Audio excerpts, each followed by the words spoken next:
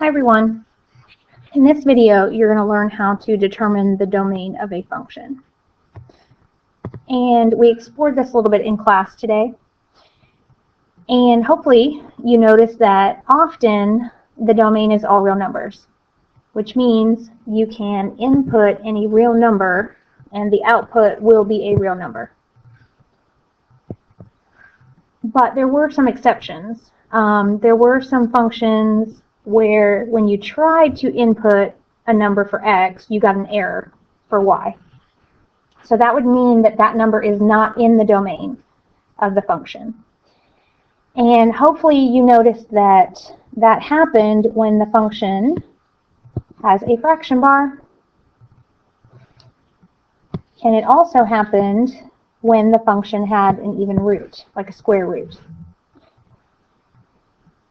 So the reason that you got an error when the function has a fraction bar, now it has to have a variable in the denominator, is because you cannot divide by 0. And the reason that you get an error when you have an even root, like a square root, is because you cannot take an even root of a negative number. So that means that, unfortunately, we can't just pick any number and plug it in and get a number for y. So there are some exceptions for those functions. There are some other scenarios, like number 3. Sometimes the domain is given to you, so we say that it is explicitly limited. You don't really have to worry about this scenario because it's already given. You don't have to figure it out yourself. Sometimes, if we're dealing with real-world applications, certain numbers just don't make sense. So, for instance, the example that we looked at where the stone was falling from the cliff, our input or domain is time. So in that case, negative numbers would not make sense. So we would say that the domain, which was time, is greater than or equal to 0. And then there are some special functions like exponential, logarithmic, trigonometric. For these functions, we will learn about their domains a little bit later. But for right now, the two scenarios that you have to really think about are 1 and 2. Okay? All right, so let's look at some examples. In number 1, k of x has a fraction bar. So remember, we cannot divide by 0. So that's like saying we know, so I'm just going to pull this off to the side, x minus 1 cannot equal 0. So then if you just solve that, just like you would an equation, add 1 to each side, we actually get our domain. X cannot equal 1. So in words, we would say the domain is all real numbers except 1. All right, let's look at number 2. We have a square root. So we know we cannot find the square root of a negative number. So another way to say that is that u minus 3 has to be greater than or equal to 0. And so you just set up that inequality and then solve it. And we get u is greater than or equal to 3. And that is your domain. So again, if we were to put it into words, we would say the domain is all real numbers greater than or equal to 3. If you look at number 3, now some people want to just jump right in and start factoring this, but remember, we're trying to find the domain of the function. There's no fraction bar, there's no square root or even root. So there's nothing you have to do. The domain is all real numbers. You can pick any number for x, plug it in, and get a corresponding y value. All right, let's look at number 4. Now, I need to add, this is supposed to have a square root there. This one's interesting because we have both scenarios. We have a fraction bar and a square root. And because the square root is in the denominator, we know that x plus 6 has to be greater than 0. Not greater than or equal to, because it's in the denominator. And again, we'll just solve the inequality, and we get x is greater than -6. And so that is our domain. All right, if we look at number 5, we have a fraction bar. Okay, so we know the domain is not all real numbers. And again, focus on that denominator.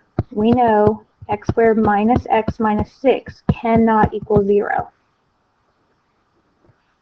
Now we're going to solve this, but we're solving a quadratic equation. So let's try factoring.